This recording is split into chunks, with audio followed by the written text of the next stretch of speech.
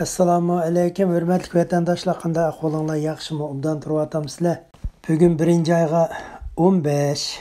140 yilning oldida oldin faraz qilingan mazmunda bir kitob yozilgan-ki. U kitobda Prezident Trump apandim va Trump apandimning oilasi, advokat Linwood ham eng oxirgi prezident degan mazmunlarda bir kitob nashr qilingan-ki.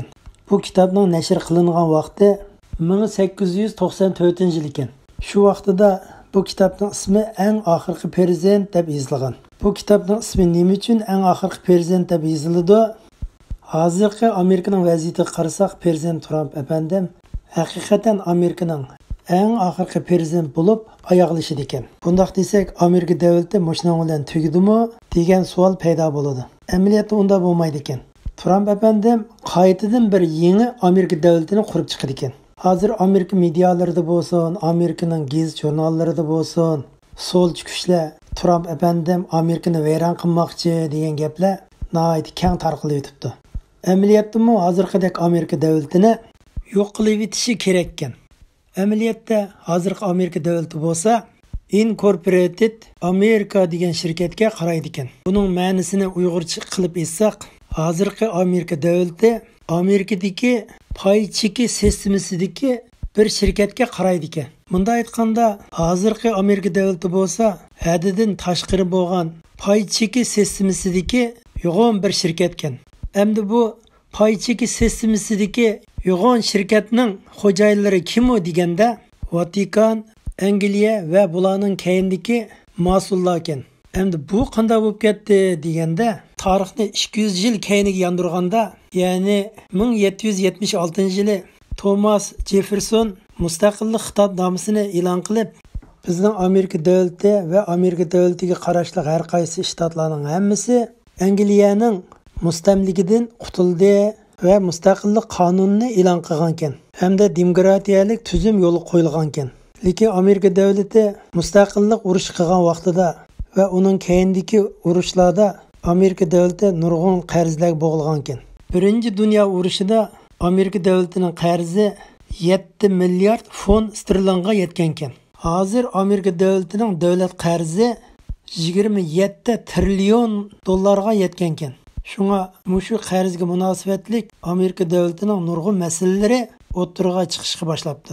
Nurg'un kishilarning xabari bo'lmagandek, hozirgi Amerika davlatida 2 asosiy qonun bor ekan. Asosiy qonundan ikkisi bor. Haqiqiy demokratiyalik asosiy qonun bo'lsa, 1776-yili tuzilgan qonun eng to'g'ri qonun ekan. Ko'p sondagi kishilar Amerikaning hozirgi qonunini 1776-yili tuzilgan asosiy qonun deb tushunadi ekan. Amaliyotda 1776-yili tuzilgan asosiy qonun hozir mavjud emas ekan.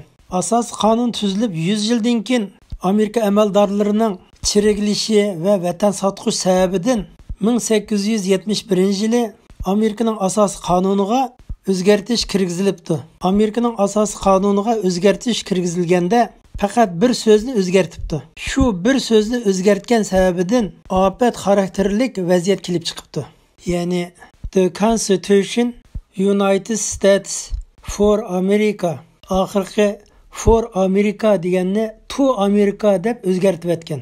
Faqat bir xatni o'zgartgan. Nimish bundaq bo'ladi deganda 1871-yili hozirgi Washington DC qurilib, Amerika davlati va Amerikaning xalqi bo'lsa, kimning boshqarilishida bo'layotdi desak, yanada Yevropadagi bankirlarning, Angliya pardikayindagi kuchlarning, Italiyaning Vatikan shahridagi kuchlarning boshqarilishida davomlashib yetibdi. Bunda aytganda Amerika xalqi bo'lsa, Amerika paychek sistemasidagi shirkat orqali boshqarilib kelib yetibdi. Hargizmi Amerika davlat hukumati orqali boshqarilib kelmabdi. Bunda aytganda Amerika asos qonunining bir so'zni o'zgartirishi bilan qonuniy jihatdan muhim rol o'ynagan ekan. The Constitution of United States for America deganni tarjima qilsak, Amerika qo'shma shtatlarining asosiy qonuni. Agar to Amerika desak, Amerikaning asosiy qonuni bo'lib qoldi ekan. Bu chaqda shirkatning qonuni bo'lib qoldi ekan. Ayni vaqtida Amerikaning asosiy qonunini o'zgartirayotgan vaqtida Amerikaning davlat majlisi biladi ekan. Lekin u chaqda hammasi parxor, chirik amaldorlarga aylanib ketganligi uchun asosiy qonunni o'zgartirsa, Amerika Davlat Meclisi'deki amaldorlar jim turib olganken. 1871 yılı 2 ayının 21 günü Amerika hükümeti ve xalqining hech qanday ma'qulligini olmay turib, bir tarafdan asos qonunning mazmunini o'zgartgan bo'lsa, yana bir tarafdan bo'lsa, hozirgi Amerika Kongressini asos qilgan 40.400 metr kvadrat metr ya'ni mustaqil hukumat va shirkatga aylantirib olgan. Bu ishlar Amerika qarzi bilan nima munosabati bor deganda, Amerikadagi qullar masalasi sababidan Şimal ve Janub ishki urushi portlab oxirlashgandan keyin Amerika davlatining g'azinasi asosan quruqdilik qilib, Amerikaning iqtisodi keyniga chekinishga boshlabdi. Mana shu sababdan Amerika hukumati qarz olishga to'g'ri keldi. Mana shu mezgilda chet eldagi bankirlar, ya'ni Angliya bankisidagi bankirlar asos bo'lgan holda Amerika davlatiga qarz berib turish, Amerika davlatining g'azinasini kontrol qilish, Amerika davlatining g'azinasini kontrol qilish orqali Amerika hukumatini kontrol qilish maqsadda Amerika hukumatiga qarz berishni boshlabdi. Shu vaqtdagi Amerika hukumatining chirik amaldorlari bu bankirlarning aldam xaltasiga tushib qopti. Ayni vaqtida Amerika hukumati Angliyadagi bankirlardan qarz olish, ya'ni Angliyadagi Rothschild oilasining bankisining qarz olish, bunday aytganda Amerika davlati o'z oldiga shaxsiy bo'lgan Rothschild oilasidan qarz olmoqchi bo'ldi. Qoida bo'yicha bankdan qarz olish uchun shu qarziga to'g'ri keladigan ma'lum bir mol-mulkni go'raga qo'yish to'g'ri keladi ekan. Xuddi bankdan qarz olmoqchi bo'lsak, uy xitini olib go'raga qo'ygandek. Shunga bu qarzni berib turish uchun 1871 yili Amerikaning asosiy qonunini o'zgartib, Amerika shirkatining qonuniga aylantirib etibdi. Ya'ni 1776 yildagi Amerika mustaqillik qonunini yo'q chiqarib etgan gap. Ya'ni shu vaqtdagi chiriklashgan Amerika parlament amaldorlari Amerika davlatini Angliyada turishliq Rothschild oilasining banklariga go'raga qo'yib etgan. Bunda aytganda hozirgi Amerika shirkatini chet el kuchlari kontrol qiladigan holatga aylantirib olgan. Bunda aytganda Amerika Washington DC'ga bir hukumat paydo qilib, amaliyotda chet el kuchlarining shirkati bu. DC'dagi bu hukumat orqali, DC'dagi hukumat deganimiz hozirgi Amerika Kongressi. Bu hukumat orqali hozirgi Amerika davlatini kontrol qilib turish. Bunda aytganda Amerika Qo'shma Shtatlarining har qanday cho'ng-kichik ishlarining hammasiga aralashish. Ya'ni 1776 yildagi asos qonun Amerika xalqining hech qanday ma'qulligini olmay turiblam, qarz olish sababidanla shu vaqtdagi Amerika hukumatidagi amaldorlar o'zgartib etgan. Bunda aytganda Amerika Qo'shma Shtatlarining asosiy qonunini o'zgartib, Amerika shirkatining qonun qilib olgan. Davlatning tuzilgan qonunning asosiy maqsadi nima deganda, shu davlat xalqining manfaati uchun tuzilgan qonun bo'ladi ekan. Amaliyotda hozirgi Amerikaning o'zgartirilgan qonuni bo'lsa, Amerika xalqining manfaati uchun emas, Amerika shirkatining manfaati uchun xizmat qiladi ekan. Manfaat va foyda Amerika shirkati uchun bo'ladi ekan. Bu Amerika shirkatining keyindagi kuchlar bo'lsa, Yevropadagi ma'lum banklar, Angliyadagi bankirlar, Vatikan shahridagi papalarga tava bo'ladi ekan. Aslidagi barpo bo'lgan Amerika hukumati Amerika xalqiga xizmat qilish uchun qurilgan ekan. 1871 yili bu vaziyat o'zgarib, Amerika xalqi Amerika hukumatiga xizmat qiladigan shakliga aylanib qopti. Bunda aytganda Amerika shirkatiga xizmat qiladigan shakliga aylanib qopti. Prezident Trump apandim mana shu nuqtani aniq ko'ryapti. Amerika Kongressidagi amaldorlar Amerika xalqi uchun xizmat qilamda, Amerika xalqining ovozini anglamda, Amerika Kongressidagi Nancy Pelosi xonim Amerika xalqi uchun xizmat qilamda, chunki ular Amerika shirkatining xizmatchilari.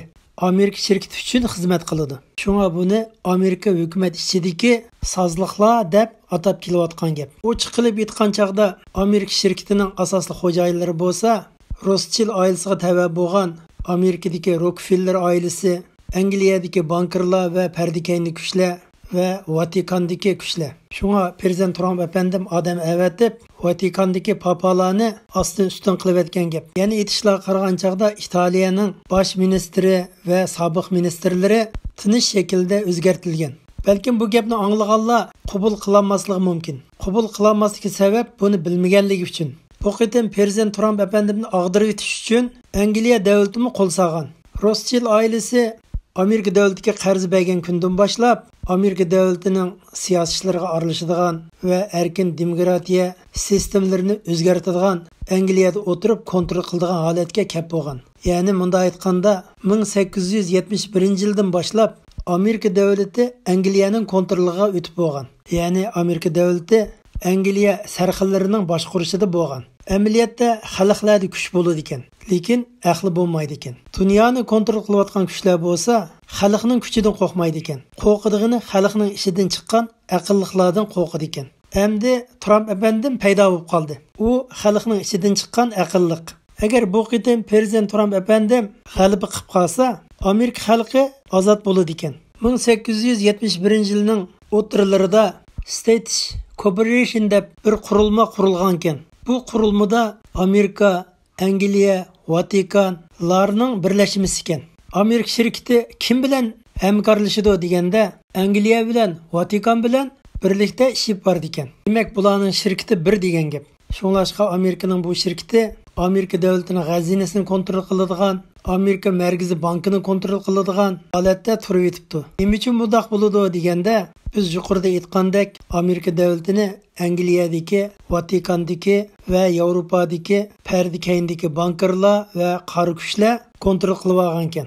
Hozir dunyoda 12 cho'ng boy bo'lsa, 10 boyning butun xazinasi Vatikanda saqlanadi ekan. Mana bu boylar Amerika davlatini o'zining shaxsiy shirkatiga aylantirib olgan.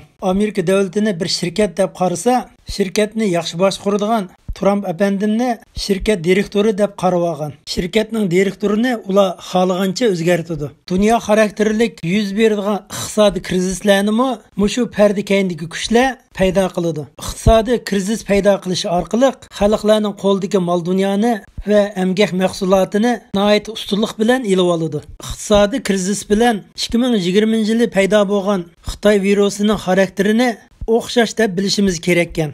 Prezident Trump apandim bu qitim 4 yil prezident bo'lgan jarayonda Amerika hukumat qatlam ichidagi sozliqlarni bilib bo'lgan. Amerika hukumat qatlamlaridagi sozliqlar yaqinqi zamondagi ishlar bo'lib qolmasdan asr olqigan. Ya'ni 1871-yildan boshlab shakllanib bo'lgan. Hamda yaxshi tarafi qaysi degan chaqda 1871-yili qurilgan Amerika shirkatining to'xtam vaqti 2019-yili 6-oyning 5-kuni to'shidi ekan. Bunda aytganda vaqti to'shib 1 yil o'tib ketgan gap. Trump apandimni bu qitim Amerika xalqi saylagan bo'lsa, divanli kesliga aylanib qolgan Joe Biden apandimni Yevropada turishliq NATO ichidagi bir qism kuchlar, Angliyadagi pardikayndagi kuchlar, Vatikandagi papalar sunniy hamroning boshqarilishi orqali Amerikadagi har qaysi joylardagi dominion apparatlari saylagan. Amerika hukumatiga aylanib olgan Amerika shirkatining vaqti to'shib, Amerika davlatining egilik huquqi hamda prezident Trump apandimning vositasi orqali hal bo'lmoqchi. Hammanglarning qimmatli vaqtinglar uchun ko'pdan ko'p rahmat.